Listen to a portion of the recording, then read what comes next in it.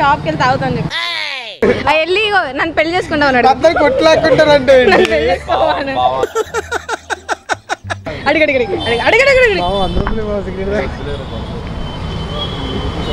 అయిపోయింది నన్ను ఇసుకేస్తున్నారు.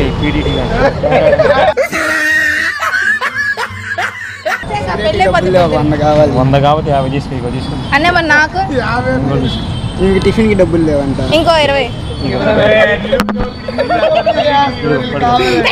చొక్కా పట్టుకో. అమ్మాయిల గురించి ఒక 1 word. దేవత దయ్యాలు. నువ్వు నమ్మకూడదు, మోసపోతాం. నమ్మద్దు నమ్మద్దు నమ్మద్దు.